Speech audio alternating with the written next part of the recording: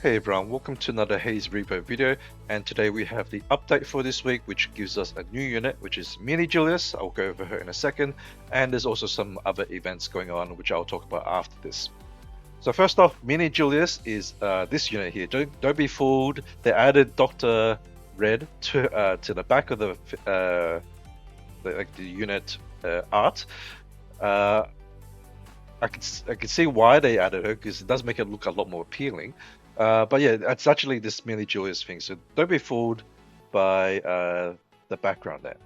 But Mini Julius is an assault type unit, and she has a pretty good range, like pretty, she basically hits the entire row, so that's pretty good.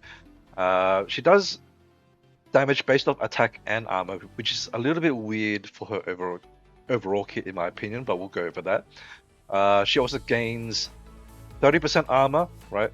Now she potentially could be run on max armor, which does scale with this, but then the issue here would be, I think it's very unlikely that you'll be able to reach 100% armor unless her base armor is really high, or she has a resonance gear that gives her bonus armor.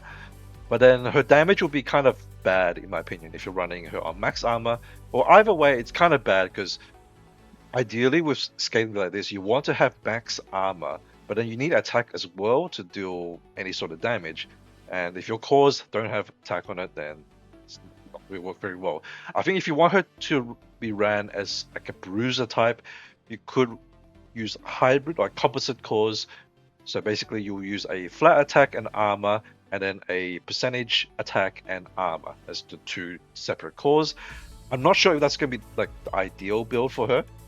If you want her to be a max armor tank, so that you could also use her as potentially a T-star bait unit, then you'll most likely need to run 2 armor cores, and then that after that, beyond that, it really depends on whether she has like high armor stats. Probably does, because Julius is technically like a an armored unit. Like if you look at all the other versions of her, she's like generally scaling off armor, right?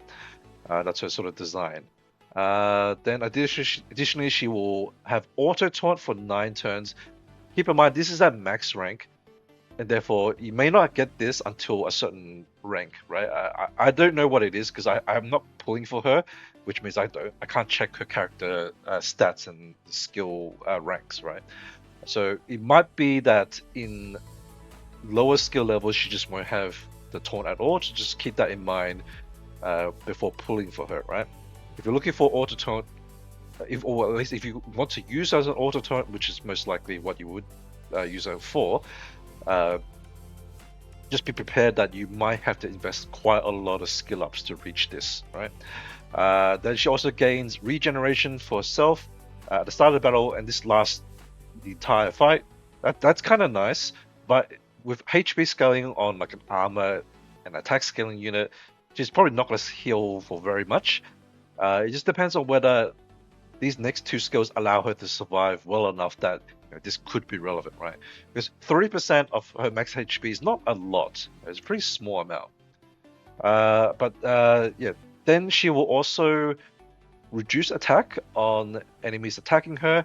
Keep in mind, this is a weaken debuffs, and some units will have weaken immunity, or you could use supports that remove or make them immune to weaken as well. So this could get nullified by stuff like that. And then she also has a dispel, and the dispel happens when a unit attacks her, and before they deal damage, she will dispel buffs on them, which is quite good because you can dispel things like Lena buff, which reduces the amount of damage she's going to take and potentially allow her to survive, especially things like Princess Skadi. She could help survive against stuff like that. Although Princess Skadi does have fixed damage, so maybe not against a pure armor unit. So yeah, unsure if that allows her to survive, but maybe in combination with reducing attack, it could allow her to survive. This is my theory crafting here. I'll have to see this in practice. Hopefully I can see like some people use her in PvP, that I can check the replays. But yeah, at the moment I'm just doing some guesswork. Then her EX is when she's below 50%, she will deal damage based off attack and armor, which is kind of underwhelming. Like she's meant to be like a taunting unit with dispel and all that, like sort of like a supportive tank. But then she's like her EX is a damage ability, scale of attack, and her normal attack also scales of attack. So a bit of an awkward unit to build in my opinion. I don't feel like she's gonna be worth building as a DPS, but who knows. Now, on the JP tier list, she's listed as a tank, and then in terms of like tiering, they rank her as tier 2, which is not that great. Basically, I would interpret that tier as usable but not amazing. So that is the general rundown for Mini Julius. Now, as I said, I'm not pulling for her, and my recommendation is to not pull her, right? But if you really want to pull for her, that's up to you. I'm not going to stop you, but yeah, if you want my recommendation, just skip her. Or at the very least, wait until next week because the banner will still be up, and who knows, maybe next week's unit will be better and worth putting your resources into, and then you can just make a more informed decision on whether you want to use her or not, or pull for her. Alright, so that is the new unit that we got for this week. Then we got Moon Abyss has returned for 2 weeks. Now, last month's one was actually kind of more difficult than the previous, like the one before that.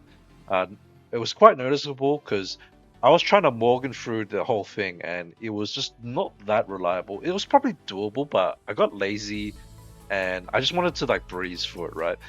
So I actually personally just dropped it down to like something like T50 or something, and just took out all the damage reduction because I just wanted to get through it real quick.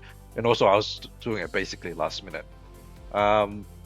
This month, unsure whether it's going to be as difficult as that. Maybe I'll try to see if I have time to do it this week, and then I'll maybe report back next week on the next week's update and give you my thoughts on how Moon Abyss is, because you'll still have another week to do it then. Then additionally, we have a new skin for the June login, which is for Felon. Felon was the SR unit from the past couple of banners, so if you have her, you can get the skin for her. Then we have the double resource has returned, so you'll probably be spending all your stamina on this. Farm whatever you need, pause, shields, whatever it might be. Go ahead and do that. There's no side story this week, and that is a welcome thing because we have the double resource, which means that you don't have to redirect your stamina towards something else. You put it all into this, right? Then finally, we have an addition to the story recap. We have this one here, Dunescape Chronicle Volume 1. So you can get that done, on a week where there's not much going on. We'll see what happens next week. There might be a new side story coming out, and then you might have to wait a little bit before you can complete the shop here. But again, we have this is Swimsuit Scotty. If you want that, you can get that for free. And then there's like Perfect Cause, and the same as like the other story recaps, right? So no rush to do this part. Just do it in your own time when there's not much going on. Definitely for this week, you don't want to do this because you want to use your stamina on double resource. And that pretty much covers everything we've got this week. So I'm going to leave it here. Thanks guys for watching, and I'll see you in the next video. Bye bye.